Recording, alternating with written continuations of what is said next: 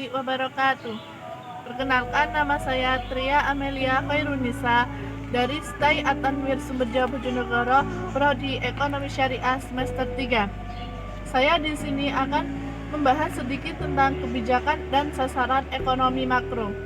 Dalam penjelasan ini, kebijakan ekonomi dibagi menjadi 3 bentuk. Yang pertama, kebijakan fiskal. Yang kedua, kebijakan moneter. Dan yang ketiga, kebijakan sisi penawaran. Dalam ketiga kebijakan tersebut, saya akan membahas satu persatu kebijakan ekonomi makro tersebut. Yang pertama, kebijakan fiskal. Kebijakan fiskal ini berada dalam wewenang DPR dan biasanya diperkasai oleh lembaga eksekutif pemerintah. Kebijakan fiskal merupakan hal penting untuk mengatasi pengangguran yang relatif serius. Melalui kebijakan fiskal, pengeluaran agregat dapat ditambah sehingga akan menaikkan pendapatan nasional dan serapan tenaga kerja.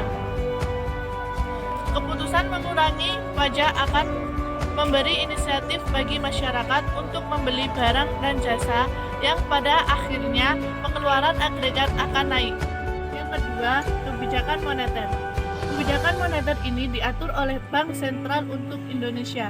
Bank Sentral adalah Bank Indonesia yang menyangkut instrumen kebijakan moneter, yaitu perubahan stok uang beredar atau penawaran uang, perubahan suku bunga, tingkat diskonta yaitu pembebanan bunga oleh Bank Sentral yang meminjamkan uang kepada bank komersial dan pengawasan terhadap sistem perbankan. Kebijakan moneter merupakan peraturan atau keputusan yang diambil pemerintah demi mempengaruhi perkembangan faktor-faktor moneter agar sesuai dengan target yang dicapai. Faktor-faktor moneter yang dipengaruhi di sini adalah jumlah uang beredar, nilai tukar mata uang, target inflasi, nilai suku bunga, dan nilai bunga kredit. Yang ketiga, kebijakan sistem penawaran. Kebijakan moneter dan fiskal sebagaimana yang telah saya sampaikan sebelumnya merupakan kebijakan yang mempengaruhi pengeluaran agregat. Jadi, kebijakan fiskal dan moneter tersebut merupakan kebijakan sistem penawaran. Kebijakan sistem penawaran dapat ditempuh dengan 5 cara, yaitu 1. Kebijakan pendapatan. Kebijakan ini bertujuan untuk mengendalikan tuntunan kenaikan pendapatan pekerja atau buruh yang berlebihan. Yang kedua, meningkatkan semangat kerja para pekerja atau buruh dengan cara mengurangi pajak pendapatan rumah tangga.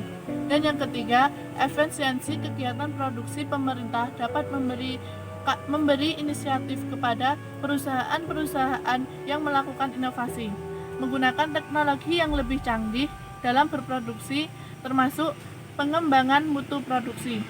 Dan yang keempat, mengembangkan infrastruktur, perkembangan dan peningkatan mutu dan kapasitas infrastruktur jalan, jembatan, listrik, air, dan lain sebagainya yang harus dilakukan oleh pemerintah. Yang kelima, meningkatkan pelayanan pemerintah dalam pengembangan usaha sektor swasta.